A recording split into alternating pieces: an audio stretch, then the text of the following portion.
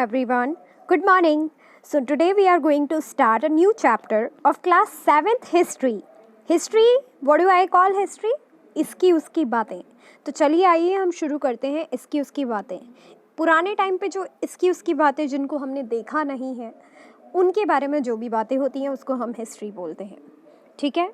तो अब इसी हिस्ट्री को इंडिया की जो हिस्ट्री है उसको 3 पार्ट में डिवाइड किया गया है. एंशिएंट, कौन से 3 पार्ट हैं वो? पहला है, फर्स्ट वन इज एंशिएंट, दूसरा है मिडीवल,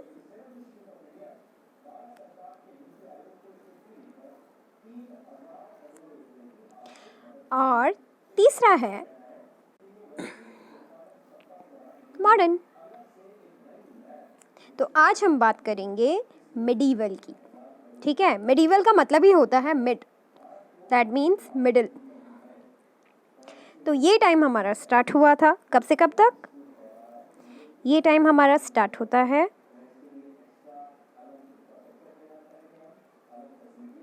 700 AD से लेके 1750 AD तक. ये 700 AD जो लिखा है इसका मतलब मैंने प्रीवियस क्लासेस में बताया था.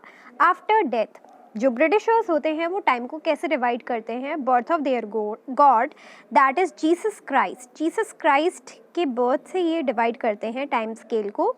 तो जो जीसस क्राइस्ट के बाद जो भी घटनाएं हुई हैं उसको कहा है इन्होंने एडी, आफ्टर. ठीक है. और जो पहले हुई है दैट इज बीसी.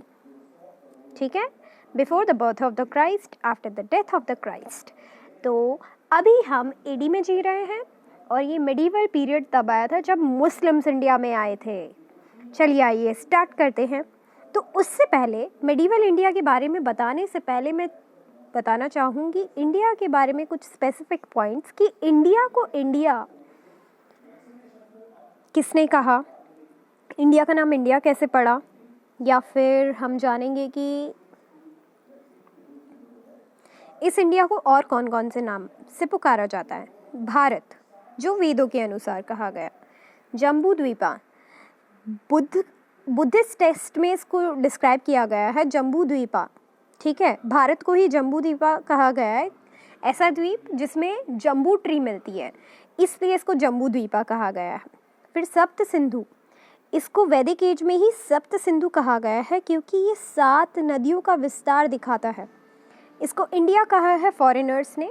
क्यों कहा है इंडिया को फॉरेनर्स ने इंडिया को इंडिया क्यों कहा है, भारत को इंडिया क्यों कहा है? चलिए जानते हैं. क्योंकि वो मानते थे कि इंडिया कहाँ पे लाई करता है, इंडिया की पोजीशन कहाँ लाई करती है.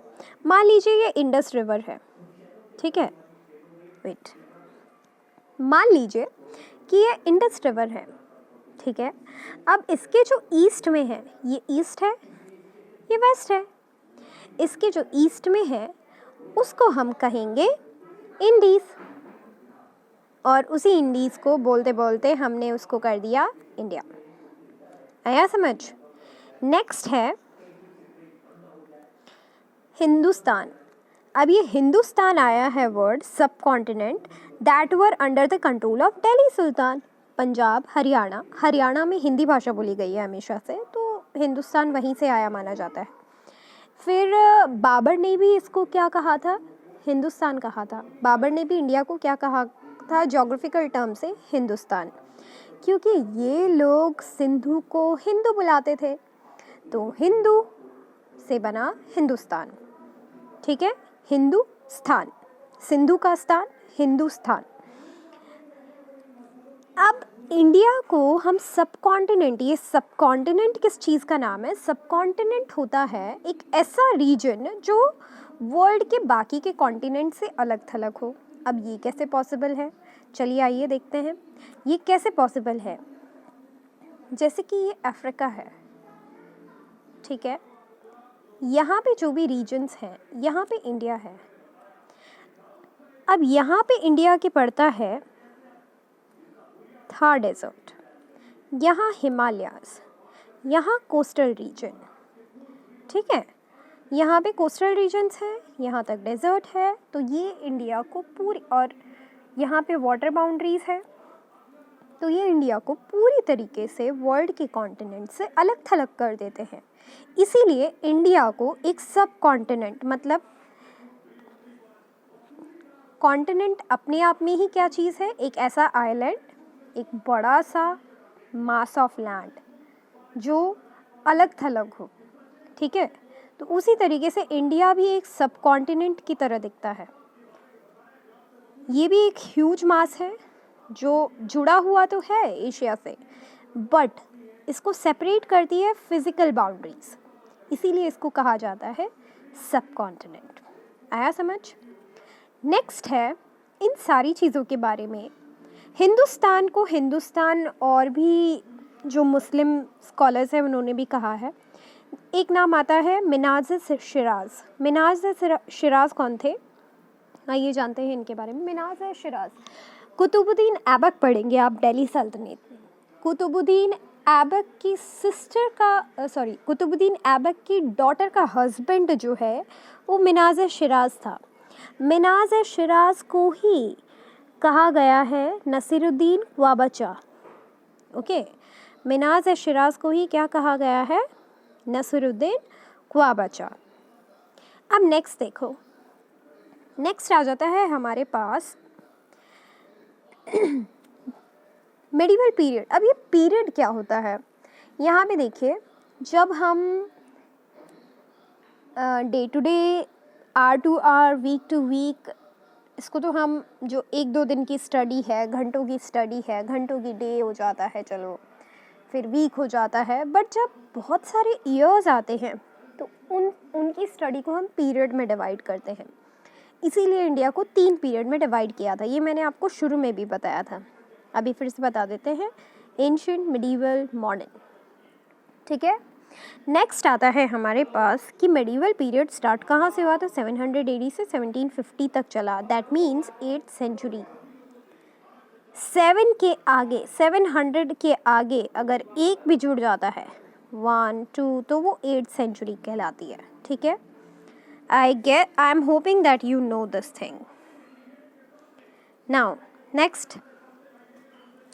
next बताया है इन्होंने end of the Mughal period, इन्होंने कहा end of the medieval period, इन्होंने कहा है 18th सेंचुरी को। सो 8th सेंचुरी से लेके 18th सेंचुरी तक कौन सा आता है, मिडिवल पीरियड आता है। नेक्स्ट है आपका early and let periods. Early में क्या हुआ था, सबसे पहले मोहम्मद गजनी ने अटैक किया था, ठीक है। Mohammad Ghazni and Ghori, they attacked India. उसके बाद पूरी हिस्ट्री चेंज हो जाती है, मुस्लिम्स एंटर होते हैं, दिल्ली सल्तनत स्टैब्लिश होती है। दिल्ली सल्तनत स्टैब्लिश होने से वहाँ पर रूलिंग जो है मुस्लिम्स के अंडर आ गई थी। मुस्लिम्स ने इंडियंस को कन्वर्ट करना शुरू कर, मुस्लिम्स ने जो है हिंदूज़ को कन्वर्ट करना स्टार्ट कर दिया था। Sorry, I was mistaking that time. So they started converting Indians into Muslim, means कि वो अपना कल्चर लेकर यहाँ आए थे, ठीक है।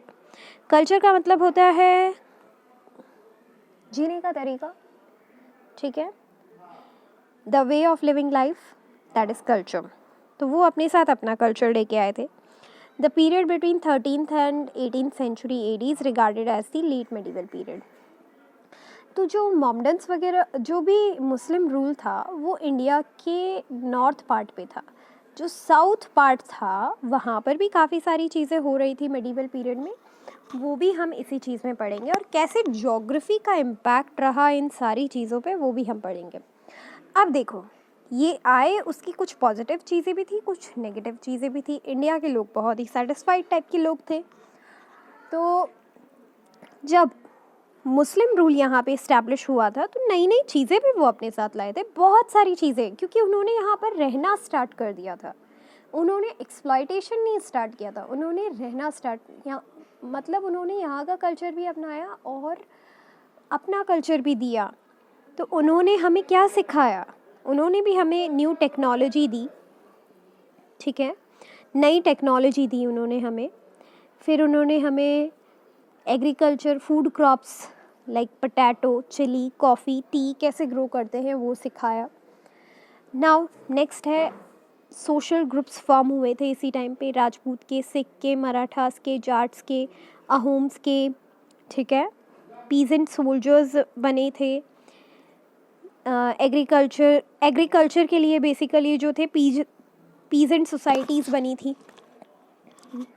जातीज़ बनी थी, डिवीज़न ऑफ सोसाइटी हुआ था। इससे पहले हमने डिवीज़न ऑफ सोसाइटी के बारे में इतना नहीं पढ़ा, बट यहाँ पे division of society had a great impact.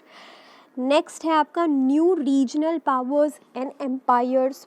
बहुत सारे नए रीजनल पावर्स इमर्ज हुए थे, चोलास, राष्ट्रकूटास, तो बहुत सारी डायनेस्टीज़ जो पहले रूल। अब मैं ये जानना चाहूँगी कि किसको पता है कि डायनेस्टी का मतलब क्या होता है। डायनेस्टी वर्ड जो है, dynasty is a term which is used for the family of the ruler. That means they are belonging to the same ancestor, common ancestor at one point of time. So that is dynasty. Okay. Now India को इन्होंने pan regional empire भी कहा है। ये pan regional empire जैसी चीज़ें क्या है? पैन रीजनल एम्पायर का मतलब है कि जो इंडिया है इंटीग्रेटेड है। इंटीग्रेटेड का मतलब समझ रहे हो, लिंक्ड है। इंडिया लिंक्ड है, बहुत सारे रीजन से लिंक्ड है। इंडिया लिंक्ड है, बांग्लादेश है, भूटान है, नेपाल है, पाकिस्तान है, अफ़गानिस्तान है, श्रीलंका है। तो ये एक पैन, एक लिंक की तरह काम करता है, ठीक है। नाउ नेक्स्ट चीज़ है, इसी टाइम पे बहुत सारे रिलीजियस मूवमेंट्स भी हुए थे, भक्ति मूवमेंट हुए थे। बहुत सारे रिलीजन जो है केम इनटू एग्जिस्टेंस, लाइक इस्लाम आया था इंडिया में, हिंदूज पहले से थे, देन यहाँ पे सिखिज़म आया था, भक्ति सूफी मूवमेंट्स हुए थे। क्यों? क्योंकि जो लोग हैं उनको ऑप्रेस किया जा रहा था, ज़बरदस्ती उनसे क्या है, बहुत जो इस्लामिक कल्चर है उसे अडेप्ट कराया जा रहा था जबरन। नेक्स्ट है ट्रेड। ट्रेड उस टाइम पे होने लगी थी। Trade flourish specially under the Muslim rules, leading to the growth of many towns and cities. उस टाइम पे टाउन्स एंड सिटीज़ बनना स्टार्ट हुई थी, किसके थ्रू? जब यूरोपियंस यहाँ पे आना स्टार्ट हुए थे, उस वजह से। Now how geography shaped our history. Geography had great importance. देखिए, father of history, Herodotus, he already said that geography is best studied with history and history is best studied with geography. Okay, the person who is having knowledge of history, he is having great knowledge of geography. So great Himalayas जो है उन्होंने impact किया था बहुत सारी चीज़ों को, बहुत सारी इन्वेडिंग को जो है अफेक्ट किया था नॉर्दर्न हिमालयाज़ ने। देन नॉर्दर्न प्लेन एरियाज़ जहाँ पर लोग ज़्यादा से ज़्यादा रहना पसंद करते हैं। अब अटैक हमें प्लेन्स में करना है, आना हमें नॉर्दर्न बाउंड्रीज़ को क्रॉस करके है जो हिमालयाज़ की है। फिर सतपुरा और विंध्यन रेंजेस हैं, विंध्यन हिल्स हैं। तो पूरी तरीके से इंडिया प्रोटेक्टेड था। स्टिल ज्योग्राफी ने बहुत इम्पैक्ट किया है, काफ़ी टाइम लगा है यहाँ तक पहुँचने में बाहर के लोगों को। They do not came into existence so easily. तो उस टाइम पे बहुत सारे चीज़ों को ज्योग्राफी ने इन्फ्लुएंस किया था। ज्योग्राफी क्या होती है? स्टडी होती है जो रिलेशनशिप स्टडी करती है, किसके बारे में? ह्यूमन और उसका सराउंडिंग इन्वायरमेंट, उसमें क्या रिलेशनशिप है। तो उस वजह से ज्योग्राफी बहुत हेल्प करती है किसी भी रीजन को एक्वायर करने के लिए। और उस टाइम पे तो फाइट हो रही थी, धूम धड़ाम सबके बीच में। अब देखो नेक्स्ट है हमारा हिस्टोरिकल सोर्सेज। कौन से हमारे हिस्टोरिकल सोर्सेज हैं जिसके थ्रू हमें पता पड़ता है कि मेडिवल हिस्ट्री में ये सब कुछ हुआ था? तो हमारे पास आर्काइव्स एक तरीके से लाइब्रेरी का काम करते हैं, जिनमें मैन्युस्क्रिप्ट्स, जो हैंड रिटन बुक्स वगैरह हैं, डॉक्यूमेंट्स हैं, वो स्टोर किए जाते हैं। उसको हम कहते हैं आर्काइव्स। तो आर्काइव्स से हमें पता पड़ता है। लिटरेरी सोर्सेज से हमें पता पड़ता है। लिटरेरी सोर्सेज में आ जाता है ऑटोबायोग्राफीज़। तो कुछ जो राजा लोग थे उन्होंने अपने ही बारे में अपनी चीज़ें लिख दी, लाइक बाबरनामा, ठीक है, तुजू के Jahangiri. Then other historical work हैं कल्हणाज राजगिरी, ठीक है, पृथ्वीराज रासो, बहुत बहुत बहुत फेमस एपिक, ठीक है, एपिक पोएम। नाउ नेक्स्ट है जियादुन बरानीज तारीख़ फ़िरोज़ शाही, अमीर खुसरो तुगलकनामा। एक है हुमायूंनामा, अकबरनामा। और कर्नल जेम्स टॉड ने तो राजस्थान के बारे में क्या लिखा है, मतलब उन्होंने राजस्थान की ज्योग्राफी, हिस्ट्री, हर चीज़ के बारे में बहुत अच्छे से लिखा है। प्लीज़ आपको राजस्थान ज्योग्राफी भी पढ़नी चाहिए। हामिर देव, कानड़ देव means they are having great impact. He wrote about all the works, so grateful, Colonel James Todd. Okay, then next है बहुत सारे स्टाइल्स ऑफ राइटिंग है, लाइक इम्पॉर्टेंट स्टाइल्स जो है। अब पहले हमने पढ़ी थी संस्कृत थी, प्राकृत थी, पाली थी, ये लैंग्वेजेस थी। अब देखो कौन सी लैंग्वेजेस आ गई है, ये चेंज है यहाँ पे। अरेबिक है और पर्शियन है। और इम्पॉर्टेंट लिटरेरी सोर्सेज, ये बहुत इंपॉर्टेंट है, हर एग्ज़ाम में आते हैं, लाइक कल्हणा की राज तरंगिनी, अल-बरूनी की किताबुल हिंद, जियाउद्दीन बरानी की तारीख़ फ़िरोज़ शाही, अबुल फजल की अकबरनामा। अकबरनामा बहुत इंपॉर्टेंट है। Akbarnama and Rajatarangini is very important. Then Abdul Hamid की लाहौरी पातशाहनामा। मिनाज ए शिराज, अभी मैंने आपको बताया था, मिनाज ए शिराज नशीरुद्दीन ख्वाबा शाह, जो कि क्या था, जवाई था किसका, कुतुबुद्दीन ऐबक, फर्स्ट रूलर था ये दिल्ली सल्तनत का, ठीक है। नेक्स्ट देखो फ्रेंकोइस बर्नियर, जो travels in the Mughal empire के बारे में लिखता है। Thomas Roe, oh my god, 17th century में अगर ये नहीं आता तो क्या होता, ब्रिटिशर्स कभी इंडिया नहीं आ पाते। इन्होंने इंडिया के बारे में जो यहाँ पे ट्रैवल्स किए उसके बारे में लिखा 17th सेंचुरी में, जो यहाँ की पॉलिटिकल पावर्स है, रूलिंग है, कैसे क्या हो रहा है, सारी चीज़ें थॉमस रॉ ने नोटिस करी थी 2 साल में, शाहजहाँ के टाइम पे। अब फोक टेल से हमें पता पड़ता है हिस्ट्री के बारे में। फोक टेल्स में सबसे फेमस है कश्मीरी स्कॉलर की सोमदेव, ठीक है, कश्मीरी स्कॉलर की सोमदेव। देन नेक्स्ट है हरी सेना, जैन ऑथर की, हरी सेना बाय जैन ऑथर हरी सेन, ठीक है। इन्होंने लिखी थी बृहत कथा कोश, बृहत कथा कोश लिखा था इन्होंने, बृहत कथा कोश, ये भी बहुत इंपॉर्टेंट है। नेक्स्ट है अकाउंट्स ऑफ द ट्रैवलर्स, बहुत सारे ट्रैवलर्स आए थे, सबसे इम्पॉर्टेंट मुझे इब्न बतूता लगता है। रिहला जो है बहुत बार पूछा जाता है। देन और पूछा जाता है अल-बरूनी के बारे में, किताबुल हिंद, इट्स वेरी इंपॉर्टेंट। आइए इन ट्रैवलर्स के बारे में देखते हैं कि ये ट्रैवलर्स थे कहाँ के। ये ट्रैवलर्स बेसिकली बिलोंग करते थे, इब्न बतूता मोरक्कन थे, मार्को पोलो इटालियन था, निकोलो कॉन्टी इटालियन था, अब्दुल रज़ाक पर्शियन था, थॉमस रॉ ब्रिटिश, मैंने पहले ही बताया था, फ्रेंकोइस बर्नियर फ्रेंच था। तो फ्रेंच ट्रैवलर्स के बारे में अगर पूछा जाए तो फ्रेंकोइस बर्नियर जो है सबसे पॉपुलर है। फिर हमें देखो, पहले हमने पढ़ा लिटरेरी सोर्सेज में मोस्ट इम्पॉर्टेंट आ जाता है जो आर्काइव्स में हमें डॉक्यूमेंट मिलते हैं, लाइक मैन्यूस्क्रिप्ट्स वगैरह जो हैंड रिटन होती हैं, ठीक है। अब नेक्स्ट आ जाता है आर्कोलॉजिकल सोर्सेज। ये एपिग्राफी, लाइक एक अजीबोगरीब लैंग्वेजेस लिखी रहती है, इंस्क्राइब्ड रहती है, कार्व करके बनाई जाती है स्टोन्स पे, कॉपर पे, प्लेट्स पे, वॉल्स ऑफ टेम्पल, स्टोन पे, ठीक है, तो पिलर्स पे, उनको एपिग्राफी कहते हैं, उनकी स्टडी को। नाउ नेक्स्ट हमने पढ़ा प्रशस्ति। अब ये प्रशस्ति क्या है, प्रशस्ति अगर सिंपल वर्ड्स में देखा जाए प्रशस्ति क्या है, तो मैं कहती हूँ बड़ाई, राजाओं की जो बड़ाई करते हैं वही है प्रशस्ति। अब इस प्रशस्ति को लिखने वाले कौन थे, वो थे ब्राह्मणास, ठीक है। राजाओं की बड़ाई मतलब in the praise of, okay, they right in the praise of. Sanskrit में रिटर्न होती थी, लाइक प्रतिहारा किंग थे नागभट्टा, उनके बारे में लिखा गया है। चोला किंग राजा राजा वन के बारे में लिखा गया है। तो प्रशस्तीज है क्या? प्रशस्तीज एक तरीके से बड़ाई है। कुछ भी हम लिखते हैं किसके बारे में? राजा के बारे में, उसकी बड़ाई करने के लिए, ठीक है। आप देखो राजा राजा फर्स्ट के बारे में कहाँ लिखा हुआ मिलता है? बृहदेश्वरा टेम्पल इन थांजावर, ठीक है। यहाँ पे हमें मिलता है।